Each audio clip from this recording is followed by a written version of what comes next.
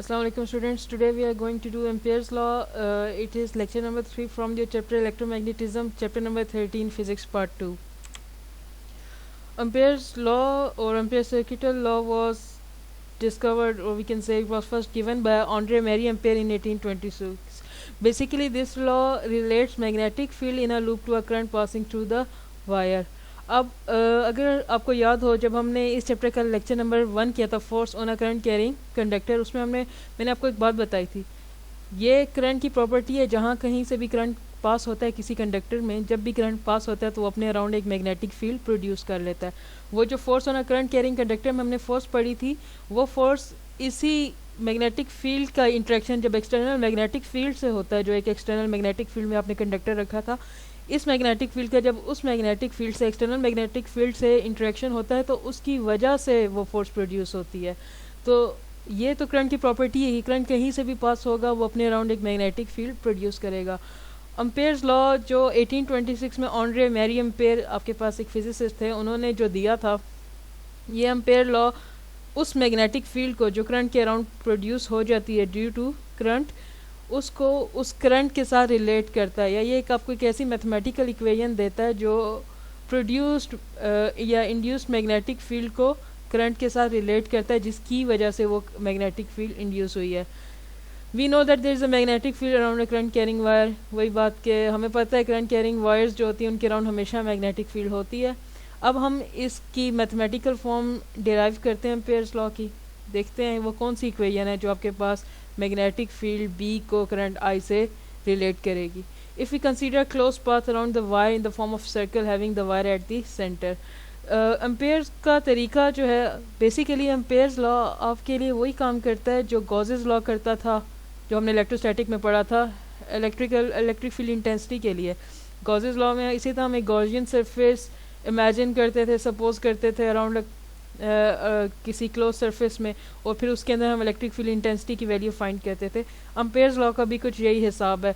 हम इसमें Amperian loop imagine करते हैं अराउंड करंट कैरिंग कंडक्टर्स, और फिर उस एम्पेरियन लूप के स्मॉल सेगमेंट्स बना लेते हैं। उन सेगमेंट में मैग्नेटिक फील्ड इंटेंसिटी या मैग्नेटिक फील्ड की वैल्यू निकालते हैं हर सेगमेंट की, और फिर जब हम उसका सम करते हैं तो आपको ओवरऑल पूरे के पूरे लूप में मैग्नेटिक फील्ड की वैल्यू मिल जाती है। तो ये बेसिकली आपके पास मैग्नेटिक फील्ड के लिए एम्पेयर्स लॉ वही काम करता है जो आपके पास Gauss's law electric field intensity के लिए करता था। तो हमने यहाँ पे ये किया, हमारे पास एक वायर है जिसमें कोई करंट आई मूव कर रहा है इस डायरेक्शन में। हमने उसके अराउंड एक लूप इमेजिन कर लिया, एक लूप सपोज कर लिया। हम उसमें एक पॉइंट लिया है, उस पर हमने मैग्नेटिक फील्ड इंटेंसिटी, जो आपको मैग्नेटिक फील्ड की इंटेंसिटी जिसे हम बी कहते हैं, इसे आप मैग्नेटिक फ्लक्स डेंसिटी भी कहते हो, इसे आप मैग्नेटिक इंडक्शन भी कहते हो, उसे हमने इस पॉइंट पे सपोज कर लिया कि हमने एक इस पॉइंट के लिए मैग्नेटिक फील्ड इंटेंसिटी की वैल्यू फाइंड करनी है। इस पॉइंट का डिस्टेंस वायर से हमने ले लिया है, उस डिस्टेंस को हमने रेडियस आर कह दिया सर्कल का। और एक चीज़ है जो आपके पास ये मैग्नेटिक फील्ड इंटेंसिटी है, ये इस वक्त दो चीज़ों पे डिपेंड करती है, एक करंट आई पे, दूसरा रेडियस आर पे। जितना ज़्यादा करंट, जितना ज़्यादा अमाउंट का करंट इस वायर में मूव करेगा, उतनी ज़्यादा आपके पास मैग्नेटिक फील्ड इंटेंसिटी जो है वो प्रोड्यूस होगी। और जितना रेडियस या डिस्टेंस इस पॉइंट का इस वायर से ज़्यादा होता जाएगा, उतनी मैग्नेटिक फील्ड इंटेंसिटी की वैल्यू, उसकी शिद्दत की वैल्यू कम होती जाएगी। तो आपके पास इस मैग्नेटिक फील्ड इंटेंसिटी की डिपेंडेंस दो चीज़ों पे, इस करंट आई पे और इस रेडियस आर पे। अब हम ये देखें, इसकी मैथमेटिकल फॉर्म दी हैं, B is directly proportional to current I and B is inversely proportional to radius R. अब आप इन दोनों इक्वेशन को जब आपस में इन दोनों इक्वेशन को आपस में जोड़ के लिख लो तो आपके पास इक्वेशन कुछ ऐसे बनती है। हम अगर, ये तो सिर्फ एक पॉइंट के लिए था, अगर आप पूरे मैग्नेटिक फील्ड इंटेंसिटी पूरे लूप में फाइंड करना चाहते हो तो उसके लिए हम सर्कमफेरेंस ऑफ सर्कल अगर लें तो आपके पास पूरे क्लोज लूप में मैग्नेटिक फील्ड इंटेंसिटी की वैल्यू आ जाएगी। Summing up all around the circular path, तो आपके पास रेडियस की जगह हम सर्कमफेरेंस ऑफ सर्कल लेते हैं, वो है 2πr। और अगर आप इस कांस्टेंट प्रोपोर्शनैलिटी को हटाओ तो आपके पास एक वैल्यू आती है जिसे हमें कहते हैं permeability of free space. Permeability of free space की वैल्यू है 4.10⁻⁷ weber per ampere per metre. यह हमारे पास परमिएबिलिटी ऑफ फ्री स्पेस।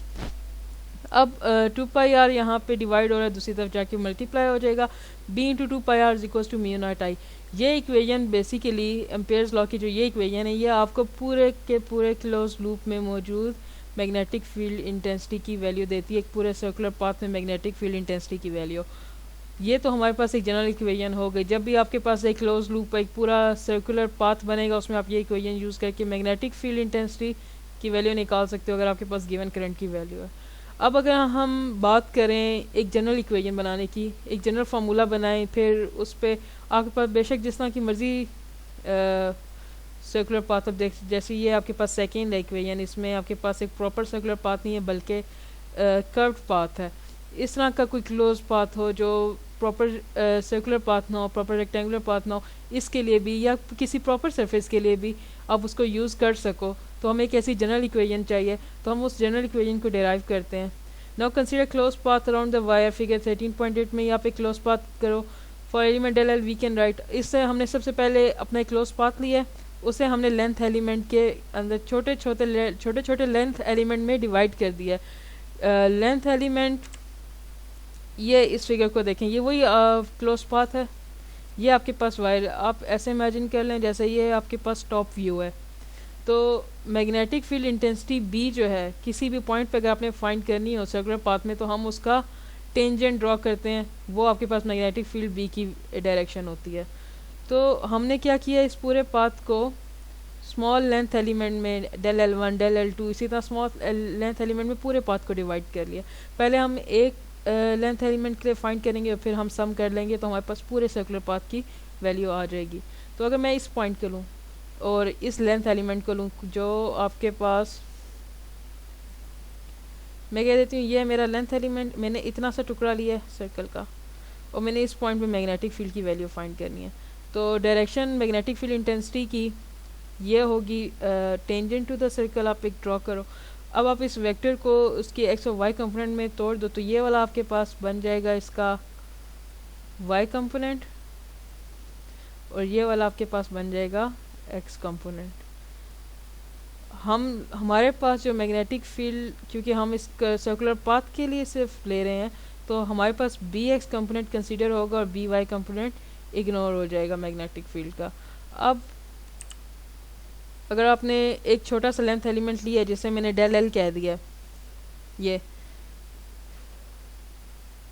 इस इक्वेशन में 2πr की जगह आप डेल एल उसका dot product is equal to mu naught I, as B and del L are parallel. ये देखें, ये जो ये है, अगर आपके पास ये आपका लेंथ एलिमेंट है, यही आपके पास हम सिर्फ बी का एक्स कंपोनेंट ले रहे हैं, तो ये दोनों एक दूसरे के पैरेलल आते हैं। तो बी डॉट डेल एल जब आप इसको खोलोगे तो आपके पास इस इक्वेशन से आपने ये इक्वेशन बेसिकली बनाई थी, और डेल एल जब आप इसे खोलोगे तो वो B del L cos theta होगा।